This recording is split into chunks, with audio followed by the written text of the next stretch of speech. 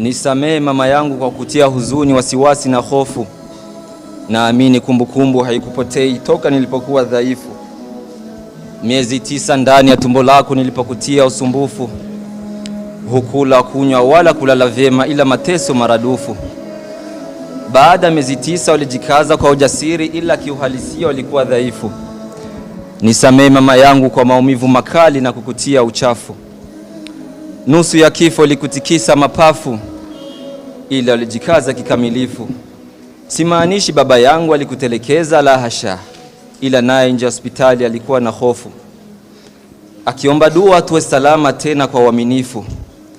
Machozi yamtoka na furaha maradufu, ila kilio changu cha kwanza kwa mbali kilikutia hofu. Ulininyonyesha kwa hali zote tena kwa uadilifu. Hukujali umeshiba au pona njaa iliyokutia udhaifu. Kwa chochote baba alicholeta, nafsi yako ilikifu. Ulikuwa mke mwema kwake wala kumkhalifu, na mama bora kwangu muda wote ulitaka niwe nadhifu, na manukato mazuri yasiyoumiza kwa yake harufu, na mavazi bora machoni mwako sanifu. Ulinilisha kisheria na sio israfu, kwa sura nzuri ukinifananisha na dua njema niombea kwa raufu. Kwa baadaye niwe mtoto mwema tena mwadilifu, mwenye mapenzi na Allah na kushika njia nyoofu.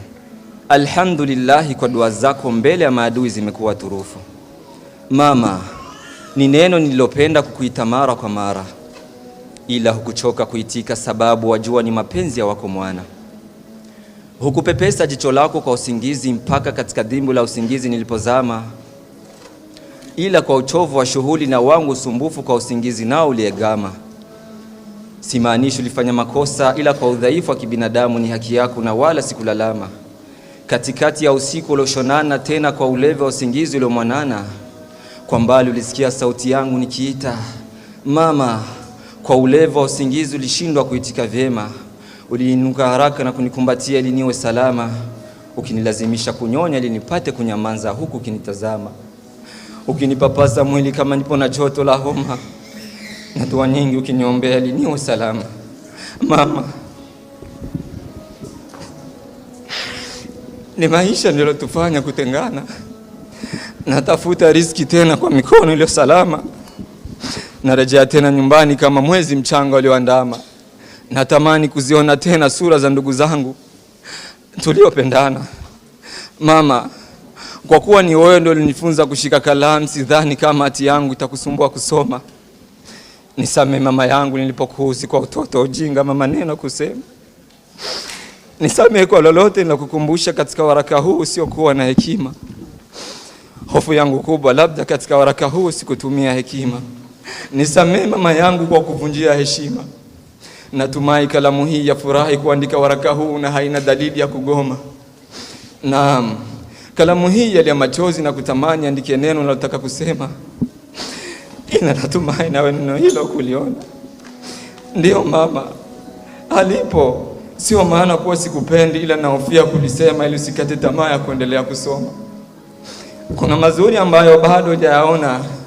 Nisamehe mama kwa waraka huu mrefu, pengine macho yako yapo vyema. Natumai hata zawadi nilizokubebea zina thamani ya neno nilotaka kusema. Wengine walitamka hovyo, la juu yangu kwako lina gharama. Uzito wa neno hili laweza kutikisa hata mlima. Natamani kulisema mara kwa mara na kusababisha kifo changu kwa kukauka kwa koo langu na kupata madhara, ila wewe ni wa pekee kwa udhaifu wangu talisoma mapema na kulikemea ili niwe salama. Ijapokuwa nalisema mapema, ila simaanishi ndio mwisho wa kusema. Nahofia pumzi yako ya mwisho kugoma, maana nahitaji radhi zako ili niwe salama. Takriban miaka 9 sasa hatujaonana.